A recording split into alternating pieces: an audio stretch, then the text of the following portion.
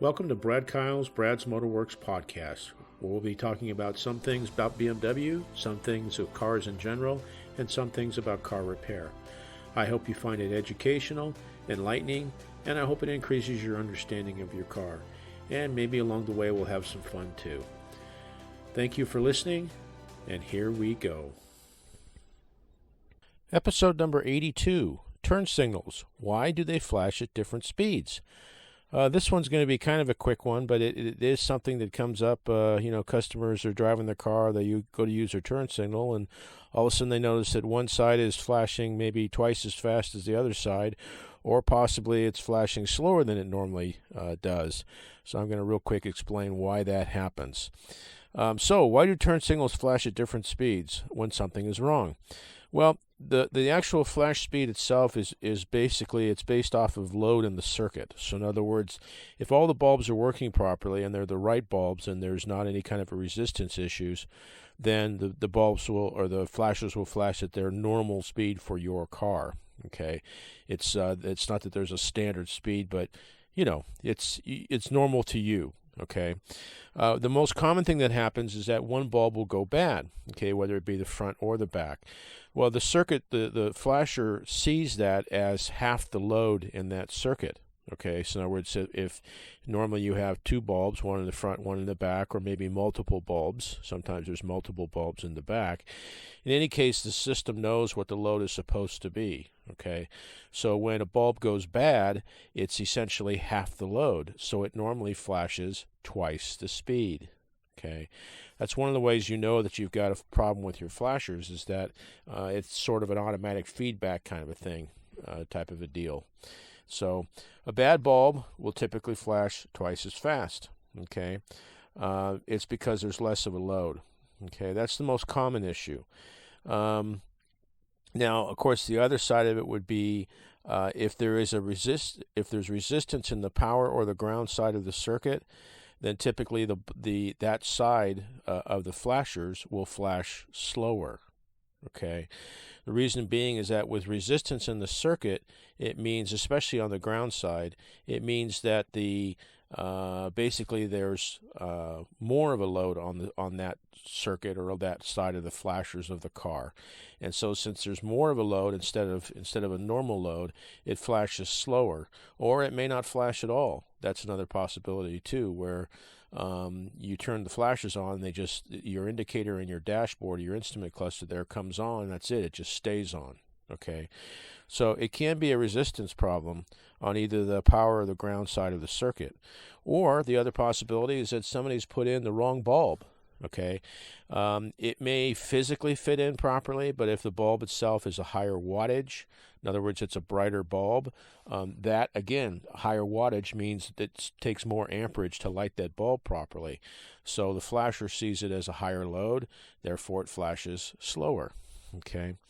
The thing that's kind of interesting about European cars is they're very particular of the material that's used for the base or the mount part or the socket part, whatever you want to call it, the base of the bulb. The Europeans are real big on using steel-based bulbs, the base of it. Okay, whereas other manufacturers, and for that matter the domestics, they use brass. Okay, well, believe it or not, there is a resistance difference between steel and brass as far as how readily it will allow electricity to flow through it. And so I've seen, not so much now really, but in the past where people were trying to replace their own bulbs, and they did it, and the bulbs work, but the system is still showing maybe that there's a brake light out, even though they're looking at it and going like, well, wait a minute, the brake lights are working, what's the deal?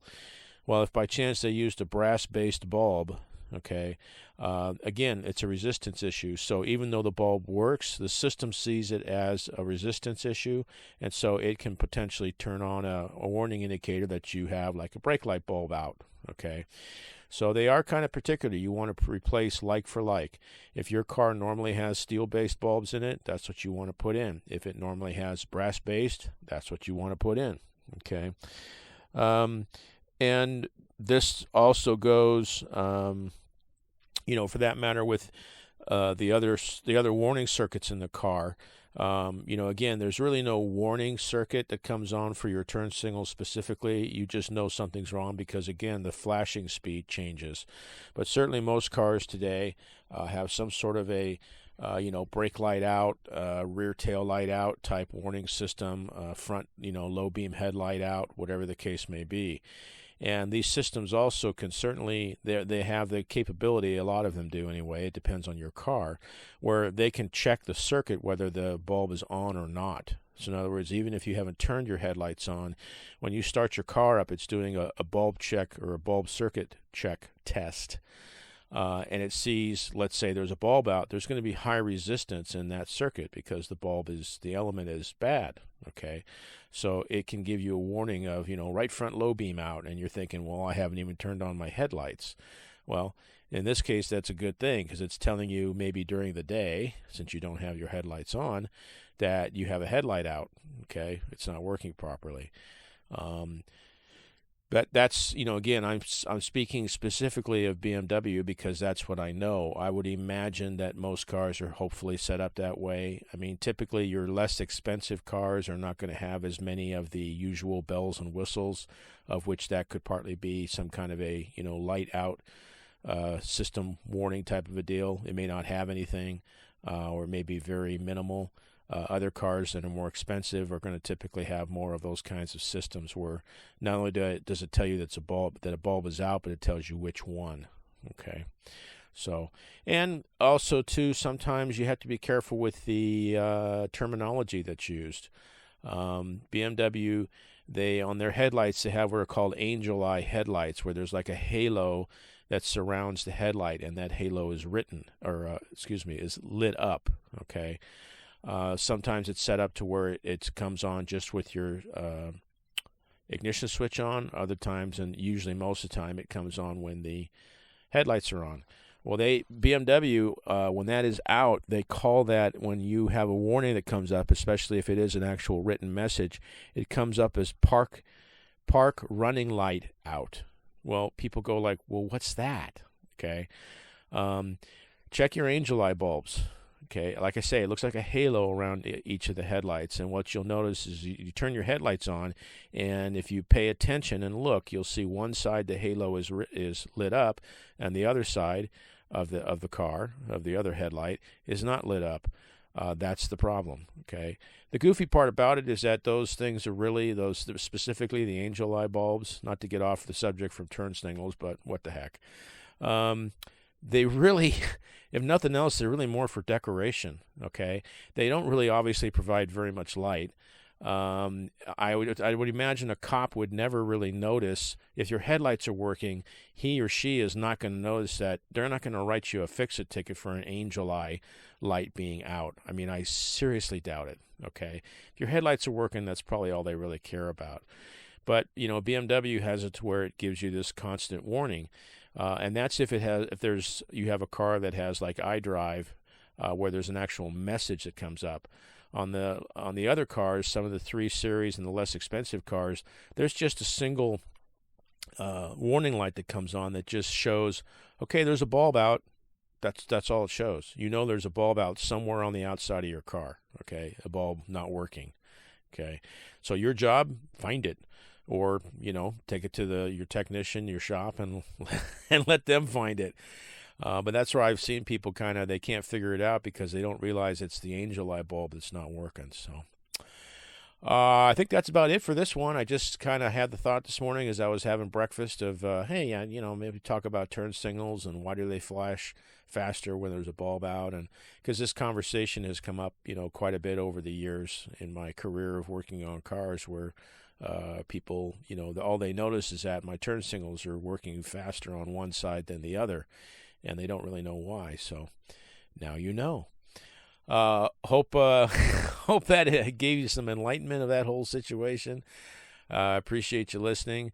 As usual, if you ever want to get a hold of me, or I am always, please, I am always looking for new ideas and subjects and stuff and titles for podcasts. So if you got an idea for one, and you realize I haven't done a podcast on it yet, by all means, shoot me an email. You can reach me at bkpodcasts5@gmail.com. I'm also, of course, I got my shop, Brad's Motorworks, and I have a couple different web pages where you can reach me through that. And yeah. Also, if you want to, I do send out a monthly newsletter, a podcast newsletter. So again, if you want to shoot me an email and say, "Hey, Brad, I want to get your newsletter," it's real quick and simple, basic. I show the podcasts that I've already released from the previous month. I send it out on the first of the month typically, and so I show the ones that I released the previous month, and then I list the ones I'm going to be releasing the beginning of the new month. I also, one of my favorite hobbies happens to be cooking, so I always share Brad's favorite recipe with everybody, with the group. So, that's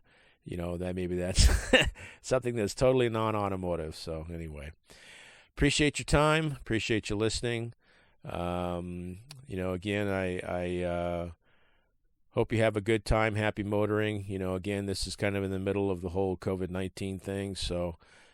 Please take care of yourself and let's take care of each other. I know as much as we don't really want to wear masks and stuff like that, but gosh, it sure is a good way to protect yourself and protect everybody around you. So I think it's a good idea. I know it's a pain.